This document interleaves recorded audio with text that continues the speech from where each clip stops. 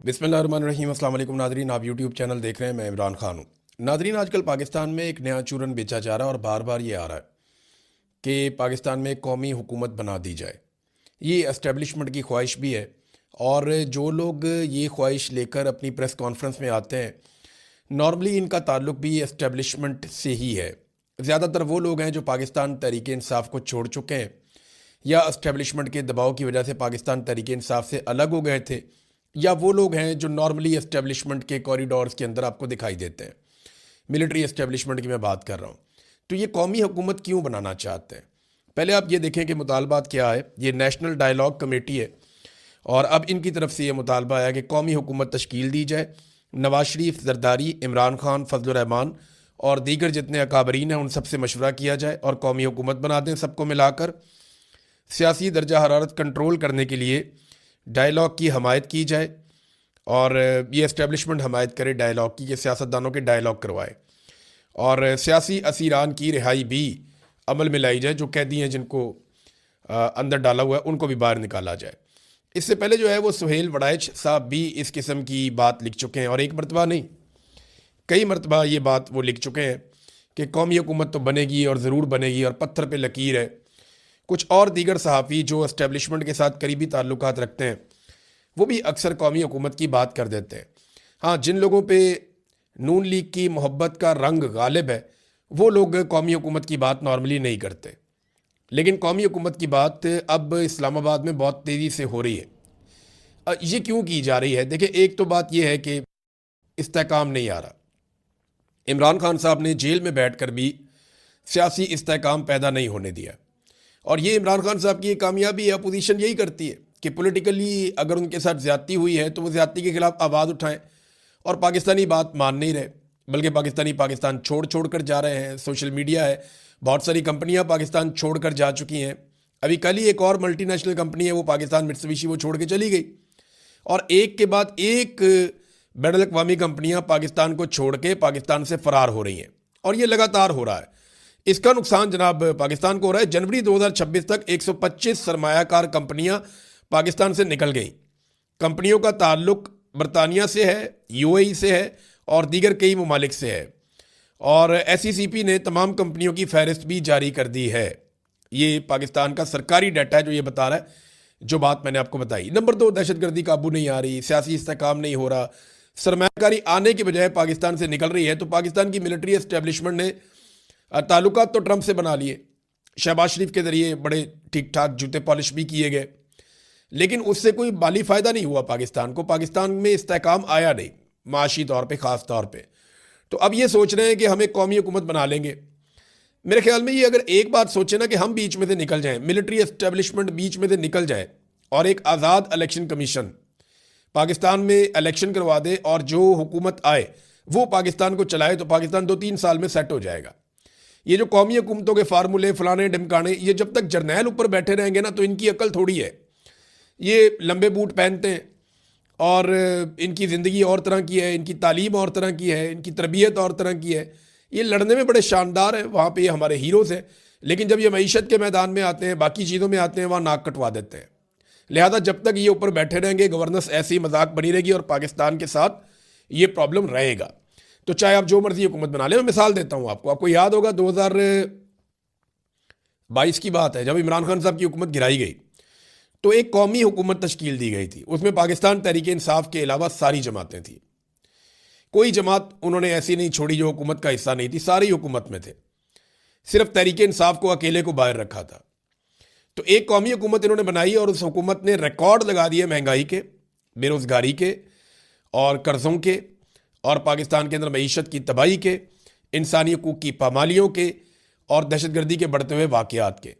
तो पीडीएम की सरकार इन्होंने जब बनाई थी तो वो एक कौमी हुकूमत थी, लेकिन वो मुकम्मल तौर पे नाकाम हुई थी। अब मोहम्मद अली दुरानी साहब थे, फवाद चौधरी साहब थे, बैरिस्टर सैफ थे, महमूद मौलवी साहब थे। तो ये वो लोग हैं जिनके ताल्लुकात अच्छे हैं एस्टेब्लिशमेंट के साथ।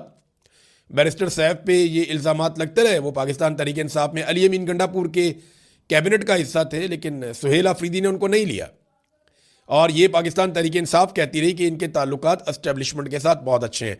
अब वो ये एक नया फार्मूला लेकर आए हैं, देखते हैं इसमें क्या होता है, क्योंकि एस्टेब्लिशमेंट एक के बाद एक खेलती है, लेकिन जो अपना काम है वो ये नहीं करते। यहाँ पे बदकिस्मती से एक वीडियो सर्कुलेट हो रही है और ये BLA ने किया है, जो बलूचिस्तान लिबरेशन आर्मी है, कलअदम तंजीम है। उन्होंने पाकिस्तान के फौजी जवानों की वीडियो जारी कर दी है। ये फौजी जवान उन्होंने पकड़ लिए थे, जबरी तौर पे उन्होंने गिरफ्तार इनको कर लिया था। जबरी गुमशुदगी, जबरी तौर पे लापता करना, ये ऐसे ही होता है। तो इन्होंने जनाब इनको पकड़ लिया था बगैर किसी कानून के, और ये एक गैर कानूनी काम उन्होंने किया BLA ने। और इन मजबूर फौजियों की अब वीडियोस जारी की जा रही हैं और वो काफ़ी दुखी दिखाई दे रहे हैं, बल्कि कुछ फौजी तो बहुत परेशान दिखाई दे रहे थे। मैं वो कहना नहीं चाहता, फौजी यूनिफॉर्म के अंदर कोई आदमी इतना कमज़ोर दिखे तो अच्छा नहीं लगता, ये बहुत नामुनासिब है। और इसमें उनके मुतालबात जनाब वो कहते हैं मंजूर ना किए गए तो खुदा न खास्ता वो कत्ल कर देंगे। ये बड़ी अलार्मिंग सिचुएशन है। वो बार बार वीडियोस जारी कर रहे हैं। पाकिस्तान एक एटॉमिक मुल्क है और पाकिस्तान के अंदर से ही वीडियो जारी हो रही है और पाकिस्तानी फ़ौजी एहलकारों को जो है वो यरगमाल बनाया गया। इनका ताल्लुक पंजाब से और खैबर पख्तूनख्वा से है, जो मैंने फ़ौजी एहलकार देखे, बड़ा अफसोसनाक है। तो इनकी रिहाई के लिए फौरी तौर पे इकदाम होने चाहिए। फ़ौरन एक हंगामी ऑपरेशन करना चाहिए ताकि ये ड्रामा बंद हो। और ये वीडियो देखें, अगर खैबर पख्तूनख्वा से आती ना तो हम सबको अंदाज़ा है फिर क्या होना था। लेकिन क्योंकि ये बलूचिस्तान से आ रही है तो बलूचिस्तान की तरफ पाकिस्तान की एस्टेब्लिशमेंट ज़्यादा तवज्जो देती नहीं है। देखिए, एक और चीज़ भी इंटरनेशनली आई है और वो पूरी दुनिया के अंदर जनाब वो फैल रही है बात के, और यूरोपीय अखबारात बाकायदा लिख रहे हैं इसे। फ्रांस के अंदर लिखा गया और जगहों पे भी ये बात छपी है और डिस्कस हो रही है। और एक ओपन सीक्रेट है कि पाकिस्तान में जो है वो मंशियात का कारोबार बढ़ता जा रहा है और बैनुल-अक़वामी मीडिया इस तरीके से पोर्ट्रे कर रहा है कि पाकिस्तान दुनिया में मंशियात का नया हब बन गया है, क्योंकि अफगानिस्तान की जो हुकूमत है उसने इसे कंट्रोल किया है। अब चंद सवाल आते हैं, मैं आपके सामने रखता हूँ। वो कौन है जो मंशियात से पैसे बना रहा है? आम लोग तो इतने ताकतवर नहीं होते, और मंशियात का ये सारा कारोबार बॉर्डर्स के इलाकों में होता है। तो बॉर्डर्स के इलाकों में ताकत किसके पास है और कंट्रोल किसका है? एक और चीज़ ये है कि पाकिस्तान अफगान बॉर्डर पे ये सारा कुछ कौन कंट्रोल कर रहा है? ये बैरून मुल्क जो पाकिस्तान से मंशियात जा रही है, ये कैसे जा रही है, इसकी ट्रांसपोर्टेशन कैसे होती है? फिर रोज़ाना अफगानिस्तान से हज़ारों माहिर वर्कर्स पाकिस्तान में दाखिल होते हैं जो मंशियात का काम करते हैं। यानी ये आम आदमी नहीं कर सकता। आम लेबर जो है ये मंशियात के खेत में काम नहीं कर सकती। आम लेबर जो है वो इसकी प्रोसेसिंग नहीं कर सकती। ये बड़े माहिर लोग होते हैं। ये हज़ारों की तादाद में बॉर्डर क्रॉस करके पाकिस्तान रोज़ आते हैं। इनको कौन आने देता है? कौन इन्हें रास्ता देता है, परमिट देता है अंदर आने का? और ये रोज़ाना काम करके वापस चले जाते हैं।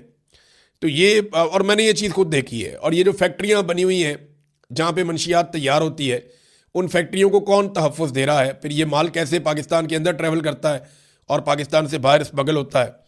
ये वो सवालात हैं जिनका जवाब अभी तक नहीं दिया गया। तो पाकिस्तान की एस्टेब्लिशमेंट को इन चैलेंजेस का सामना है। ख़ास तौर पे अपने जो मिलिट्री के लोग हैं उन्हें फौरी तौर पे रिहा करवाया जाए ताकि बददिली ना फैले।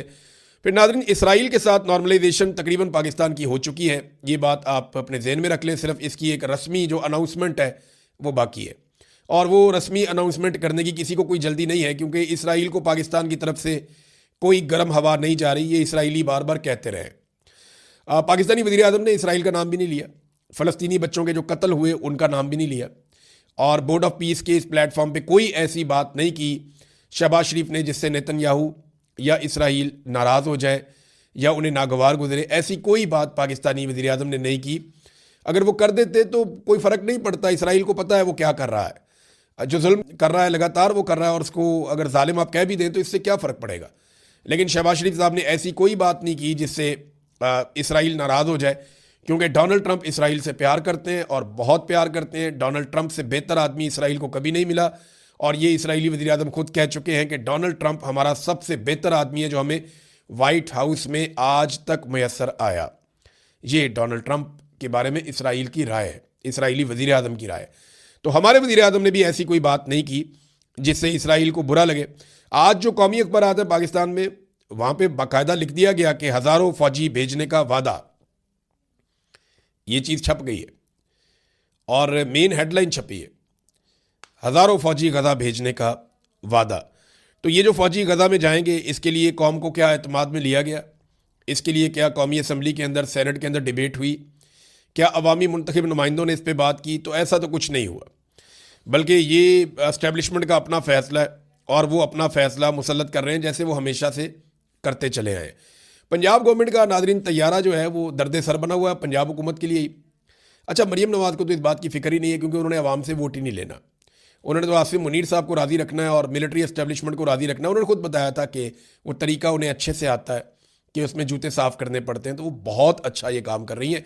तो उन्हें पता है कि मैं चाहे जहाज़ लूँ, चाहे मैं रॉकेट लूँ, चाहे जो मर्ज़ी मैं चीज़ ले लूँ, सोने का बना हुआ जहाज़ भी ले लूँ, तो मुझे अभी कोई नहीं छेड़ सकता, क्योंकि अवाम की औकात नहीं है, इनको लगता है, और जो एस्टेब्लिशमेंट है वो उनके साथ है। तो ये तैयारा उन्होंने लिया है, और तैयारे के बारे में पता चल रहा है कि जनाब ये तो अय्याशी वाला तैयारा है। अब इसके ऊपर रिपोर्टें आ रही हैं सामने। ये तो बातें छुपा रहे थे, लेकिन कंपनी ने बता दिया कि जनाब यही लेकर गए।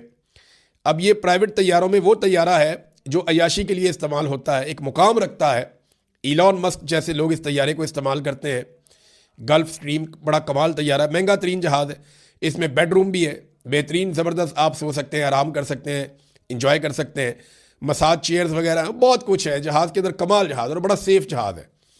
तो ये जनाब मरीम नवाज़ के लिए लिया गया ताकि वो इंजॉय करें। 4 झूठे जवाज़ अभी तक पेश किए गए मुस्लिम लीग नून के लोगों की जानिब से या पंजाब हुकूमत की जानिब से, और ये झूठे जवाज़ हैं चारों। मैं आपको बताता हूँ। नंबर 1, पहले ये कहा गया कि ये एयरलाइन के लिए ख़रीदा गया है, फिर पता चला कि उस एयरलाइन का तो वजूद ही नहीं है, तो झूठ पकड़ा गया।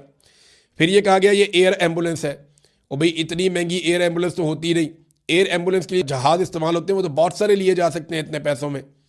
तो ये एयर एम्बुलेंस भी नहीं निकली, और ये भी झूठ पकड़ा गया कि इसके अंदर तो ऐसा कोई स्ट्रेचर कोई चीज़ है ही नहीं। फिर तीसरा जनाब, ये किराए के ऊपर हम दिया करेंगे। और भाई इसका किराया कौन देगा? ये तो मिलियंस के अंदर इसका 1 घंटे का उड़ने का खर्चा है, यानी मिलियंस के अंदर इसका 1 घंटे का उड़ने का खर्चा है। ये इतना महंगा जहाज़ है, इसकी मेंटेनेंस पे बहुत पैसे लगते हैं। तो ये किराए वाला झूठ भी इनका पकड़ा गया। अब ये कह रहे हैं जनाब कि क्योंकि हमने गरीबों पे पैसे खर्च किए हैं रमज़ान में, तो अपने लिए एक तैयारा ले लिया, तो फिर क्या हुआ? आप अंदाज़ा करें कैसे बेशर्म है ये लोग, कि वो कह रहे हैं जनाब हमारा बजट है, हम जो मर्ज़ी करें। और भाई कौम का पैसा है, किसी के बाप का पैसा थोड़ी है। और गरीबों पे जो पैसा खर्च किया वो कौम का पैसा खर्च किया। गरीबों से ही पैसा छीनते हैं और फिर बाद में उन्हें उसमें से थोड़ी सी पीनट्स दे देते हैं, चंद दाने उनके आगे फेंक देते हैं। मिसाल के तौर पे गरीब का खून नचोड़ लेते हैं, गरीब को भारी बिल भेजते हैं, उसको टैक्सेस लगाते हैं। जब वो बिल्कुल तबाह बर्बाद हो जाता है तो थोड़ा सा पैसा वापस करके उस पर एहसान जतला देते हैं। ये इनका तरीका है, वारदात है। खैबर पख्तूनख्वा की हुकूमत फिर भी जो रमज़ान के अंदर मुस्तहकीन को पैसे दे रही है या इमदाद दे रही है, वो पंजाब गवर्नमेंट से ज़्यादा है। यहाँ पे 10,000 है तो वहाँ पे 12,500 है, तो वो फिर भी ज़्यादा इमदाद दे रहे हैं गरीब सूबा होने के बावजूद। और एक चीज़ मैं आपको और बताऊँ, ब्यूरोक्रेसी पर पंजाब में नई नवाजिशात शुरू हो गई हैं, और नई गाड़ियों की भी एक कमाल किस्म की पॉलिसी आ गई है। अफसरान जो है वो अब ज़्यादा लग्जरी और ज़्यादा आसाइश वाली गाड़ियाँ, ज़्यादा महंगी गाड़ियाँ बड़ी तादाद में इस्तेमाल कर सकेंगे। उनकी तादाद भी बढ़ गई है, और अनलिमिटेड पेट्रोल भी उनको मैसर रहेगा। फैमिली भी गाड़ियाँ इस्तेमाल करे, खुद भी गाड़ियाँ इस्तेमाल करें, अनलिमिटेड पेट्रोल भी है, मौजा ही मौजा। तो ये पंजाब की ब्यूरोक्रेसी के लिए ज़बरदस्त पॉलिसी आई है, और उन्हें बहुत मुबारक हो। और इसके अलावा जनाब अगर आप परसेंटेज के अंदर देखें कि गुर्बत में इजाफा सबसे ज़्यादा कहाँ हुआ है, तो ये सरकारी अदाद शुमार के मुताबिक पाकिस्तान में जिस सूबे में सबसे ज़्यादा गुर्बत में इजाफा हुआ है वो सूबा बलूचिस्तान नहीं है। बलूचिस्तान तो पहले ही बहुत गरीब था।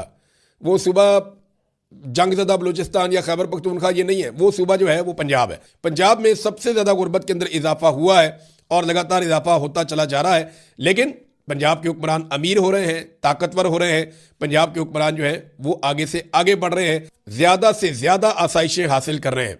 नाज़रीन, तहरीक इंसाफ की एक मैं छोटी सी बात आपसे कर लेता हूँ। तहरीक इंसाफ में शदीद मायूसी है।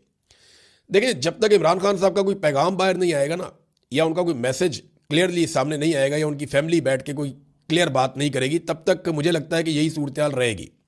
लोग बहुत गुस्से में हैं कि उनके नुमाइंदों ने कुछ नहीं किया इमरान खान के लिए।